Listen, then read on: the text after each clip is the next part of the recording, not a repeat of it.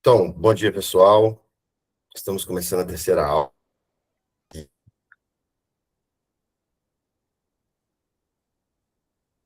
E, Ô, Felipe, eu acho que é no momento que você inicia a gravação, cara. A gravação deve estar puxando muito da tecnologia mesmo. e- Pelo menos para mim, começou a travar exatamente quando você começou a gravar. Aqui parou também seu vídeo, tudo Por parou, aqui também. tudo parado. é,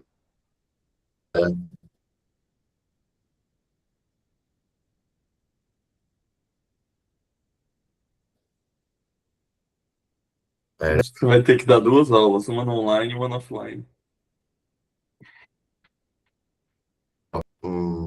Puxa, tá. Mas vocês estão vendo a apresentação ou não? Agora estamos. Acabou de Ah, aparecer para mim. perfeito.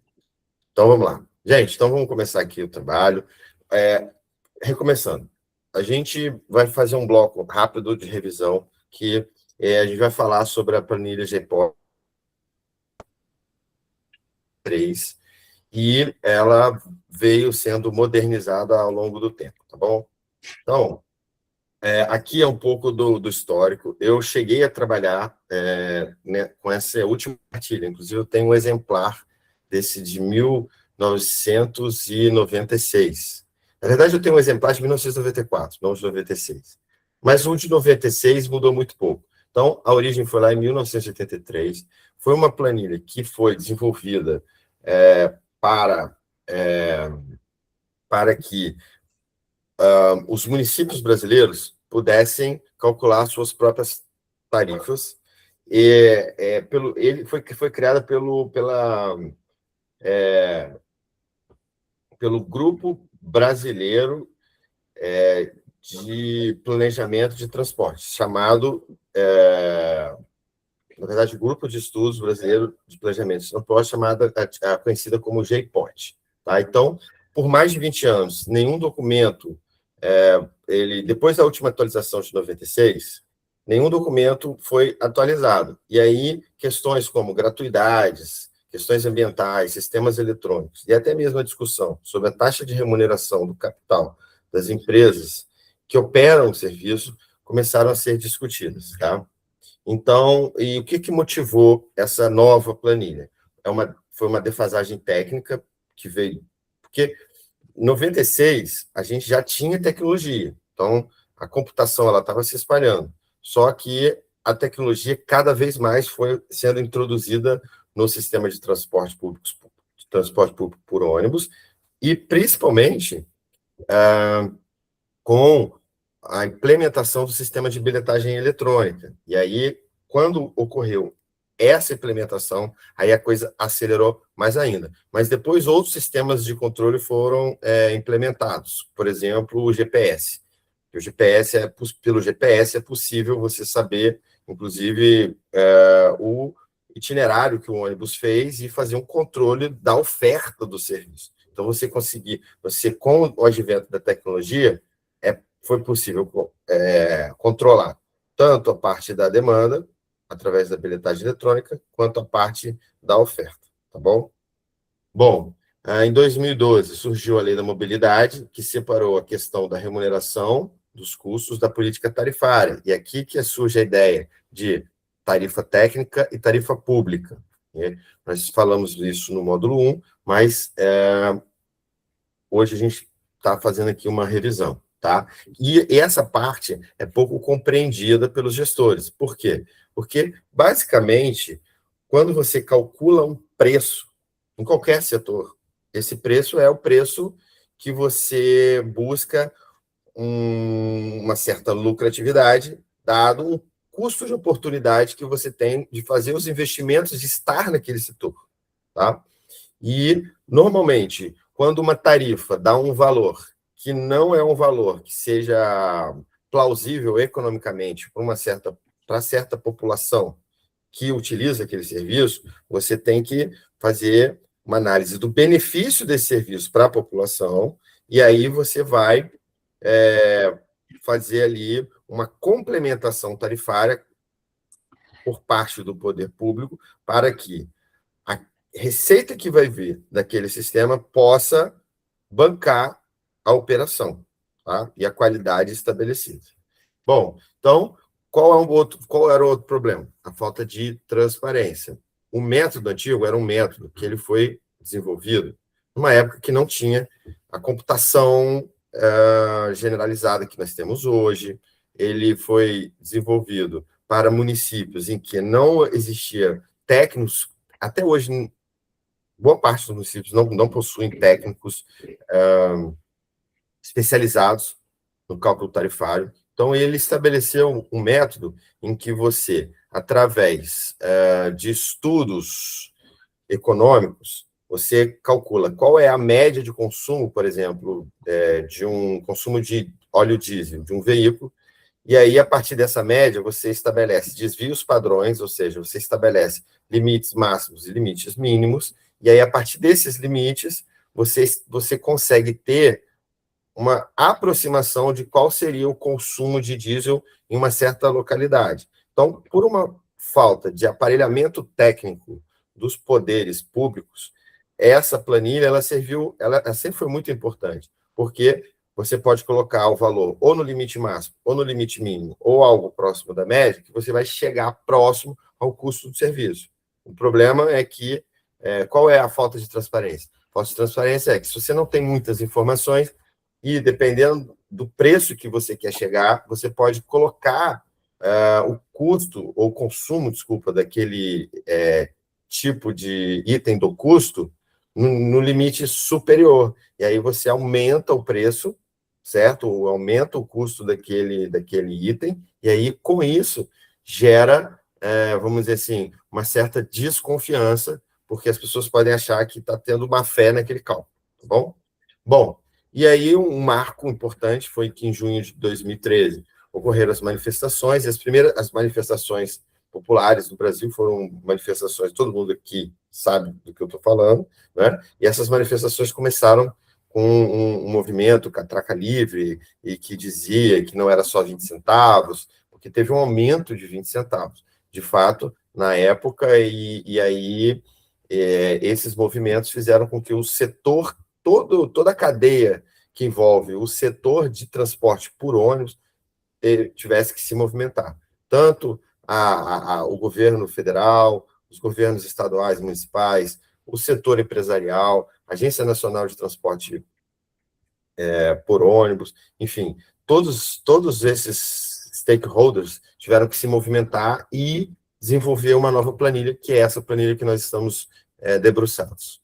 Então, os objetivos dessa planilha é trazer mais precisão e transparência nos cálculos dos custos fixos e variáveis, clareza na remuneração da prestação dos serviços das empresas, e aí é interessante porque a principal novidade é o item de remuneração dos serviços.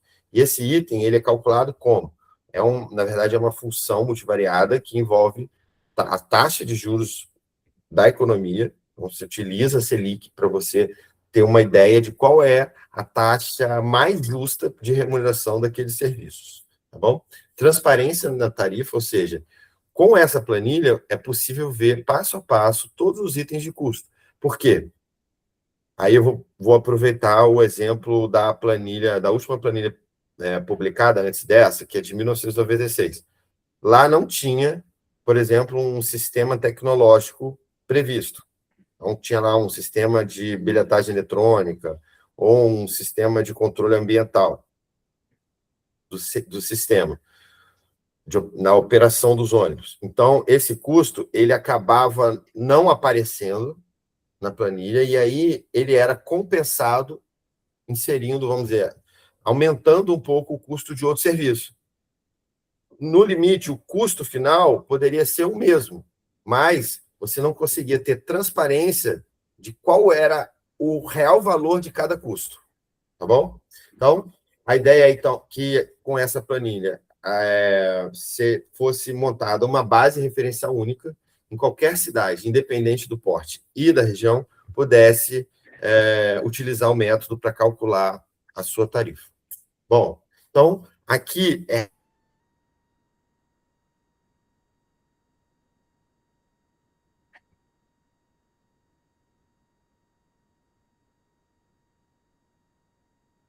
Travou para vocês também? Travou Travou. aqui. Pra mim, Um exemplo do que a gente... Ô, Felipe. Ih, rapaz. Resende é complicado, né? a internet. Eu tô, Vocês estão me ouvindo? Se vocês Agora sim. Travou. Travou exatamente quando você entrou nas fórmulas, tá, Felipe? Só pra você saber o ponto certinho. Ah, tá bom. Então, aqui eu vou tentar. Gente, é o seguinte, preocupar com gravação. A gente tem que só ver se está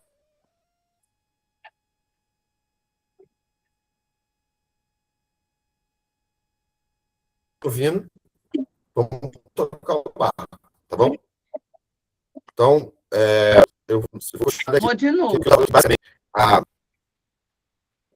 nessa parte da apresentação, eu vou de novo. Voltou. Mas vocês estão me ouvindo? Então tá. Então, beleza. Ô, Felipe, Agora- tira a imagem, acho que vai ficar melhor, cara. É a diferença. Então, tirei minha imagem. Eu estou explicando. Tá dando para ver agora? Legal? Thiago, Agora tá dando? tá.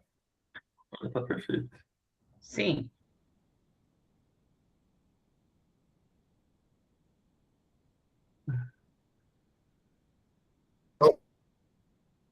Não, acho que não, porque agora ele deve estar falando de A novo, imagem dá muito. pra ver que ele tá falando, né? Pelo menos. Tá amarelinho aqui e não sai nada. Também. Vocês também, né? Isso. É. Hum.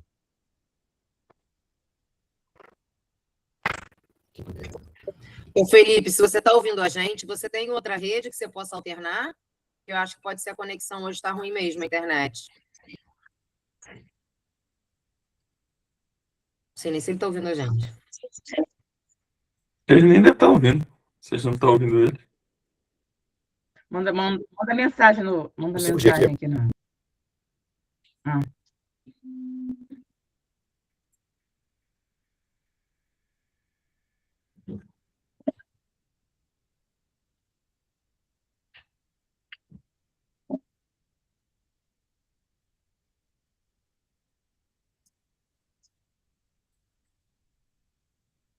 Estão me ouvindo, hein?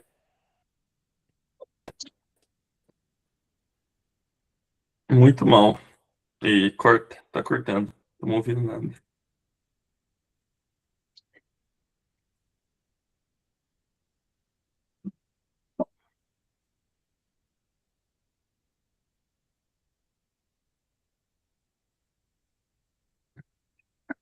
Acho que agora vai voltar, que a gente está vendo você bem. Fala alguma coisa, por favor. Não, acho que agora a gente vê o Felipe, ele não ouve a gente. E aí? Estão Ou me ele ouvindo tá agora? concentrado, tá no hiperfoco dele. Não, eu Agora botei no sim, 5G. agora tá bom. Tá bom? Ah, beleza. Então eu deveria Tá ter bom. feito isso desde o início. Gente, vamos lá. Eu, A imagem só tá um eu- pouco. Voltou. Voltou? Ah, então tá bom. Eu acho que agora vai. É isso aí, faz parte. O importante aqui é a gente estar conectado no conteúdo. Vamos lá. Eu vou voltar à apresentação e vou acelerar o passo aqui, para a gente não perder mais tempo, tá bom? Então, tá vendo a apresentação? Tá bom. Não. Não. Beleza. Ainda não. Quero que vocês saiam de hoje sabendo calcular Agora o estamos. passageiro equivalente. Entrou. Esse é meu Ô, Felipe, ponto. só para você Tá vendo a saber, apresentação? como você está no 5G, você está com delay. Você vai ouvir a gente mais tarde e a gente também. Então, a gente pode acabar te interrompendo, tá? Mas é por causa do 5G. Então, Isso é verdade. Bem colocado. vamos lá, gente. Então, vamos finalizar aqui. A diferença antigamente é que era calculado custos fixos, variáveis, tributos. Ia dividir por passageiro equivalente, que é o que nós hoje vamos sair sabendo fazer, tá bom? E a tarifa nova, ela inclui 2 itens que são super importantes, que é o primeiro item, que é a remuneração pelos serviços prestados, que é o considerado RPS, beleza? Só que, olha que interessante, ela trouxe uma inovação além disso, porque esse item antigamente ele era incluso também, só que ele era incluso sobre o quê? Sobre o item veículos, tá? Ele era um valor, um percentual fixo, tá? Normalmente, na GPOT, era de 12% ao ano, que era considerado, né? No item frota, beleza? Aí, esse item foi destacado, e ele entra como uma remuneração dos serviços prestados. Só que entrou um item novo, que é o seguinte, o item subsídio. Por quê? Basicamente, a tarifa, ela é o quê? Ela é o custo total menos algum subsídio, ou seja, menos alguma fonte de receita para aquele sistema, dividido pelo passageiro equivalente. A parte de baixo continua a mesma, tá bom? Se vocês estiverem ouvindo, vocês dão um joinha aí para eu continuar. Então, basicamente, beleza? Então, aqui é o que entra na planilha. Então, são custos fixos, custos variáveis, alguns custos complementares. Por exemplo, dependendo do sistema, você tem que remunerar a manutenção e a operação de corredores viários, corredores segregados, né? Então, corredores de BRT. O que é BRT? BRT é um termo em inglês para um ônibus rápido, que são aqueles ônibus em que você não tem a cobrança da passagem no ônibus. O ônibus ele para numa estação e aí ele abre as portas. Normalmente a porta ela fica no mesmo lado que o motorista, diferente dos ônibus normais, da maioria dos municípios, em que o motorista fica de um lado, ele para no ponto, ele abre as portas do lado oposto ao motorista. O BRT, as portas dos ônibus elas ficam até num nível mais alto do que o nível da rua, porque eles param nas estações, fica parecido com um metrô, tá bom? E a parte de centro operacional, por exemplo, no Rio de Janeiro, tem um centro operacional fantástico, que é um painel enorme, com várias televisões conectadas, em que ali os técnicos ficam observando como é que está a operação do sistema em tempo real, tá? E eles ficam ali ajustando para que o sistema fique cada vez mais fluido, tá? E outros itens, por exemplo, uma locação de um espaço para o parqueamento de uma certa quantidade de veículos que precisam ficar paradas durante um período, porque a gente, quando fala de transporte público, a gente também fala de movimentos pendulares. A gente vai chegar lá. O que são os movimentos pendulares?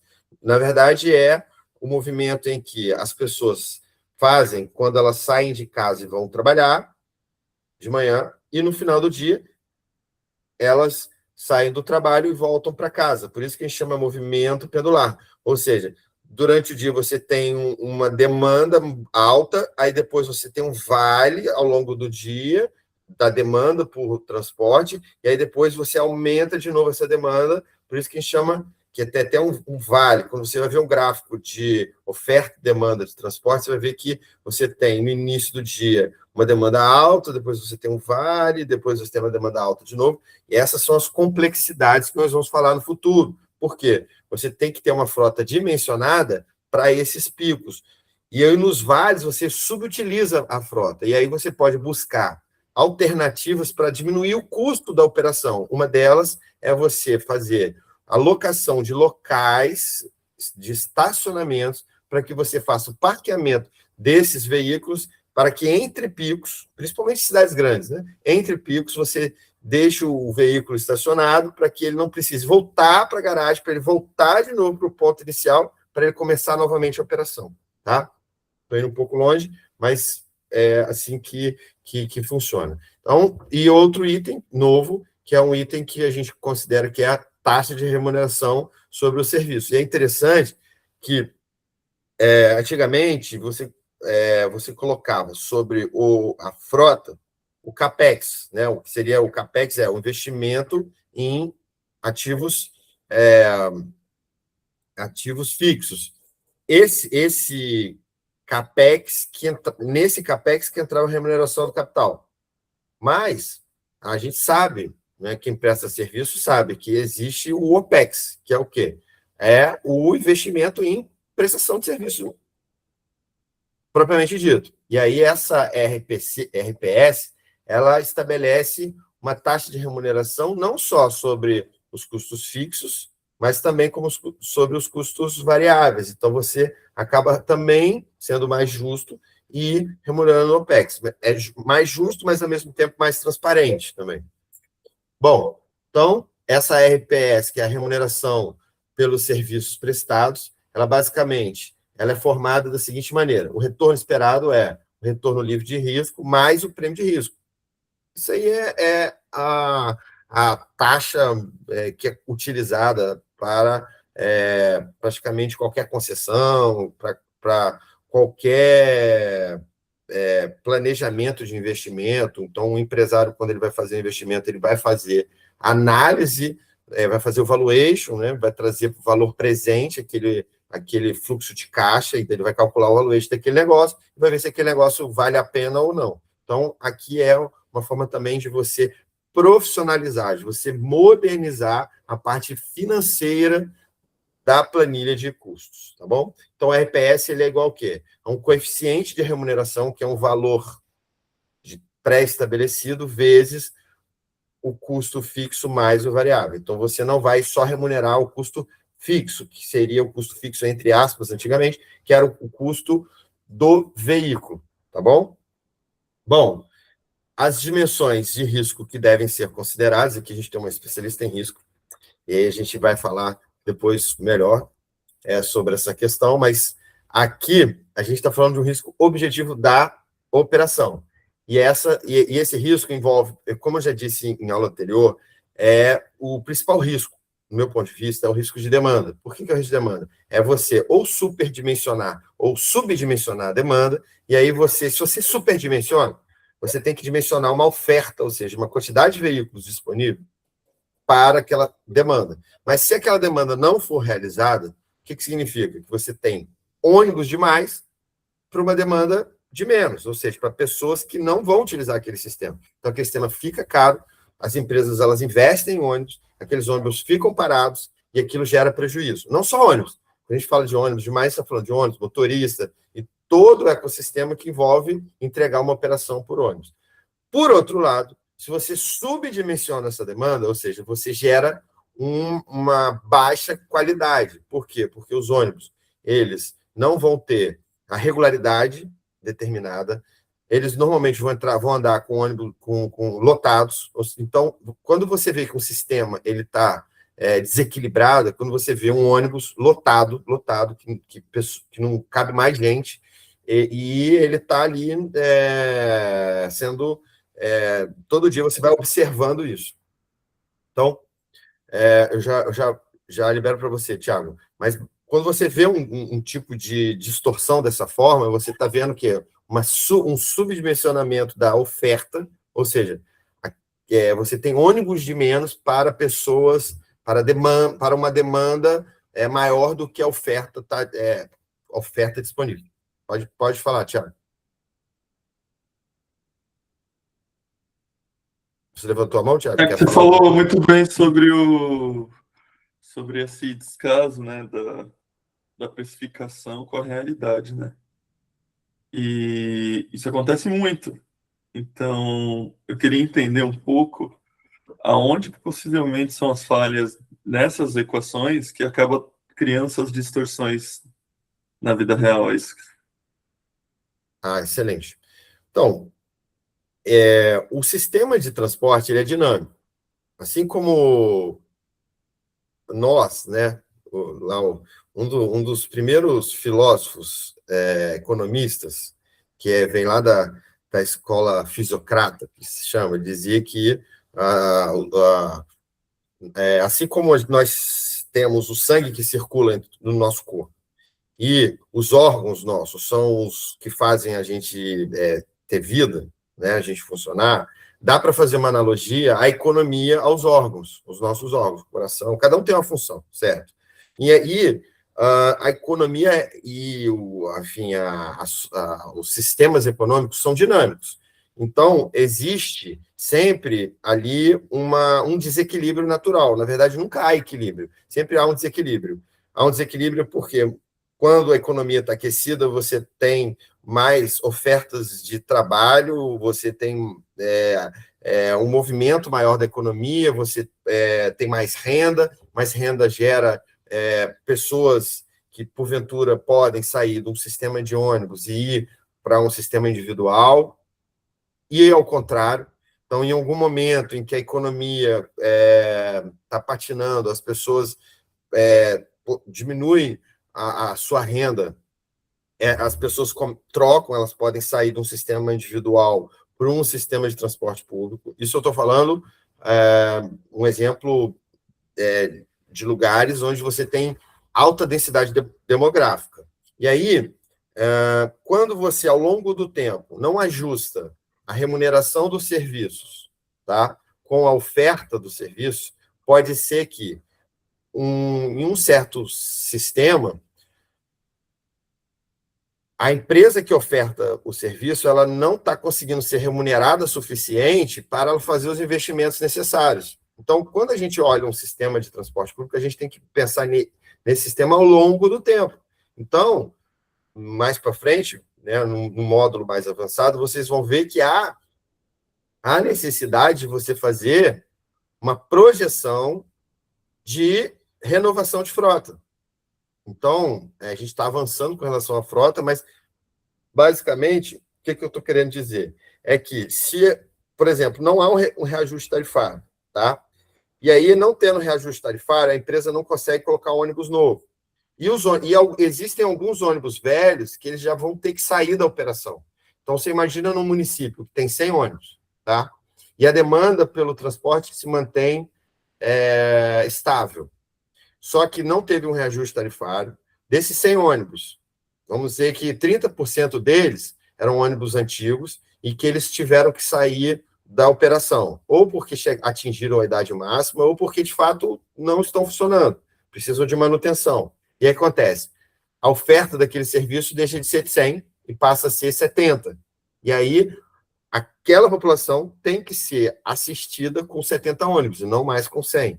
Ou um outro problema que acontecia muito antigamente, e graças a Deus diminuiu, que é a queima de ônibus. Então, por exemplo, teve muitas manifestações populares levam a queima de ônibus, por incrível que pareça, cara. Isso é péssimo.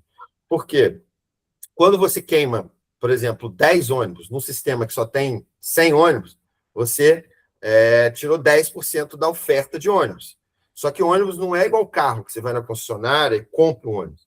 O ônibus ele leva até 6 meses, desde o momento que você encomendou até o momento que ele está apto, pintado, todo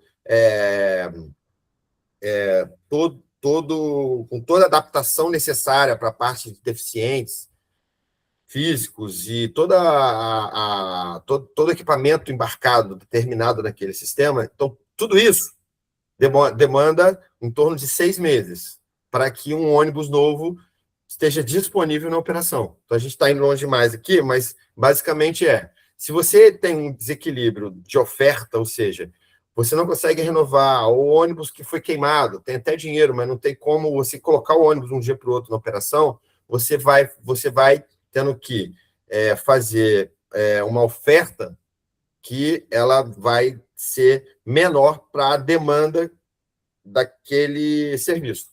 Entendeu, Thiago? Consegui responder? Entendi.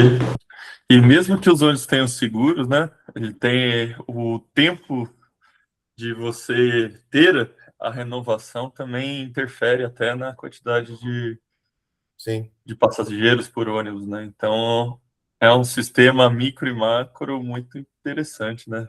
Muito É um interessante. microsistema, né? Que qualquer coisa, até se o ônibus quebrar pelo jeito, acaba tendo esse gargalo, porque é tudo bem dimensionadinho, né? Sim. A Clarice acho que quer falar também. Clarice, pode falar. Não, é uma dúvida rápida, Felipe, aproveitando a colocação do Thiago. É comum nessa indústria um seguro, principalmente considerando a Praça do Rio de Janeiro, porque esse exemplo que você deu da queima de ônibus é mais comum infelizmente, aqui no Rio.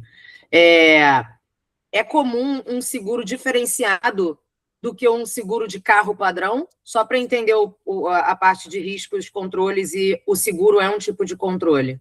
Na verdade, a terceirização do risco. Olha, infelizmente, os ônibus, de maneira geral, não possuem seguro. Não tem Tá. seguro, Herol, nenhum. Não. Na verdade, o que tem seguro são os passageiros. É obrigatório que as empresas de ônibus paguem um seguro de responsabilidade civil. Isso inclusive, entra no custo da planilha. Mas assim, quando você começa a estudar frota, tá? O frotista, ele tem uma regra de padaria que é acima de 7 veículos não vale a pena você fazer seguro. Mas isso que eu estou falando é um chute. Eu vou ter que estudar mais para poder trazer essa informação. Mas, a priori, não tem seguro para os ônibus. E se vocês estiverem interessados, eu fiz um podcast com o pessoal do Rio Ônibus falando sobre isso. Porque, alguns anos atrás, eu escrevi um artigo para o diário, para o jornal O Dia, falando sobre a questão dos ônibus, e aí explicando quais são os problemas, né, explicando que uma comunidade, quando ela incendeia um ônibus, qual o prejuízo, né, o prejuízo é para ela mesma. Por quê? Porque o ônibus demora muito tempo para ele ser reintroduzido, um ônibus novo, demora muito tempo para ser reintroduzido naquele sistema, e o ônibus é um sistema, é um serviço que ele é um dos principais serviços de universalização dos serviços públicos. Ou seja, as pessoas com deficiência, idosos, pessoas com dificuldade de locomoção ou pessoas de baixa renda, elas podem utilizar o ônibus para ter acesso aos serviços públicos e administrativos, não só serviços de saúde, mas todos os outros serviços, tá? Ofertados pelo setor público. E aí, quando você tira um ônibus da comunidade, você quase que tira o acesso dessas pessoas a esses tipos de serviços, tá bom? Então, tem um podcast, inclusive eu posso até conectar, vou colocar o link desse podcast nessa aula, porque aí eu acho que dá para também, se tiver interesse, é de fato um problema grave e que é de difícil solução. Mas vamos lá. Então, aqui a gente dimensiona esses riscos, que são a parte de implementação, demanda operacional e riscos macroeconômicos. Tá? E aí, com esse dimensionamento, você consegue chegar na RPS, que é a remuneração pela prestação do serviço. Isso aqui é parecido com a WOC, que é aquela taxa que nós calculamos nas concessões. Então, quem tiver interesse, quiser pesquisar, depois a gente fala melhor sobre isso, tá bom? Então, o sistema em equilíbrio, ele funciona da seguinte maneira: o custo do serviço ele é igual à arrecadação. A arrecadação, ela pode vir da seguinte forma: através da tarifa, através do subsídio e através de outras receitas. Aqui a gente, quando fala outras receitas, são receitas extratarifárias, ou também denominada receita acessória. Isso aqui vem da seguinte maneira: através, por exemplo, de bus door, através de envelopamento dos ônibus. Então, são receitas que podem vir do setor privado, tá? Em que, a partir da utilização tanto de terminais quanto dos ônibus, você traz essas receitas para dentro do sistema. Isso é muito interessante. Para mim, isso aqui é uma das coisas mais importantes que são pouco utilizadas no Brasil, mas existem sistemas de transporte ao longo no mundo, em que até 70% da receita daquele setor vem de receitas acessórias, tá? Então, vou dar um exemplo. Na França, toda empresa que tem mais do que 9 funcionários, ela é obrigada a colaborar para compor o custo de serviço do transporte público local. E o transporte público, ele é visto como um elo do setor, não como um problema ou como um custo, como uma coisa ruim. Ele é visto, na verdade, como uma coisa boa, porque ele faz com que as pessoas se movimentem, e aí as pessoas, ao se movimentarem, elas estão movimentando a economia, tá bom? Então, recapitulando, quando a tarifa não cobre o custo, entra o subsídio e outras receitas.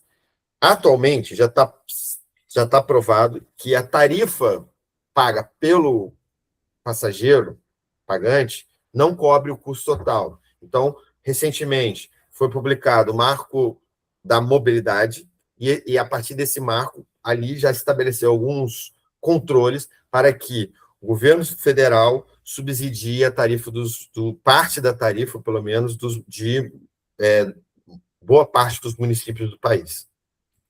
Vamos lá. Então, conceitos que não podem ser confundidos. O que é a tarifa de remuneração?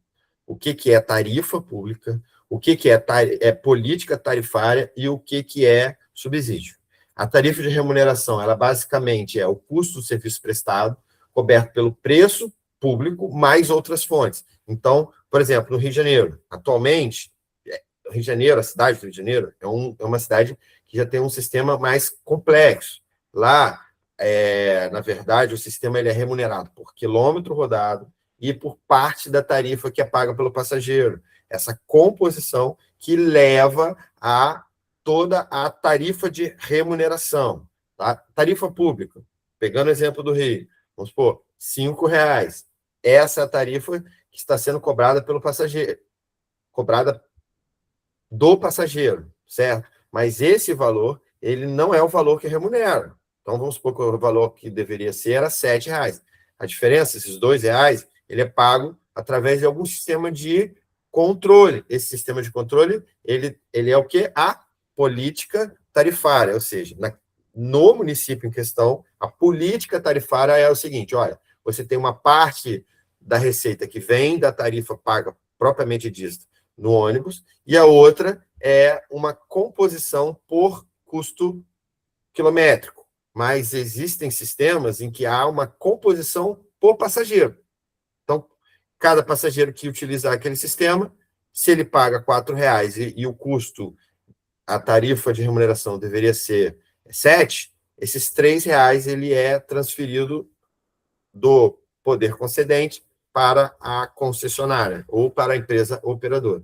E subsídio seria a cobertura faltante nessa conta, tá? Via orçamento público, da diferença, né? Ou seja, a diferença, se houver algum tipo de insuficiência entre o que já está combinado, entre receitas acessórias e a tarifa, você tem que ter um subsídio. Esse subsídio ele pode ser direto, transferências diretas de valores, ou indireto, através, por exemplo, de uma desoneração de algum tipo de imposto, por exemplo, o ISS. Então, tem alguns lugares em que o transporte ele paga 0,1%. Seria só uma métrica simbólica para por quê? Porque essa desoneração ela ajuda a diminuir o custo total da operação. Isso é uma forma de subsídio. Ana? Sobre a diferença do subsídio, quando você falou da política tarifária, por exemplo, que deu até o exemplo lá, a tarifa custa R$ 4,00, mas o custo lá é 7. Essa diferença de 3, ela é repassada para a concessionária. Isso não é um subsídio? Sim. Aqui eu só estou estabelecendo conceitos. A política tarifária ela determina, inclusive, o grau de subsídio e o tipo de subsídio. Mas ela também, por exemplo, estabelece algumas determinações. Vou pegar o exemplo do Rio de Janeiro de novo. Lá tem o BUC, que chama, que é o Bilhete Único Carioca. O que é o Bilhete Único Carioca? É um sistema de integração via bilhete, tá? Via o cartão do passageiro, em que você utiliza 2 ônibus, ou seja, você faz 2 viagens, até 2h30, e sendo que você só é descontado da primeira viagem. Então, você paga a primeira viagem, e aí na segunda você não paga, tá bom? Isso é um tipo de política tarifária. Ou, por exemplo, algum setor... Vou pegar um outro tipo de política tarifária, que tem desconto no final de semana. Ou seja, você quer que a população utilize ônibus no domingo. Vamos supor, no domingo, os ônibus, normalmente, a operação cai para 30%. Então, você tem todo o investimento que está parado ali. Aí, o que você faz? Você faz uma política tarifária de que no domingo, por exemplo, a tarifa é zero.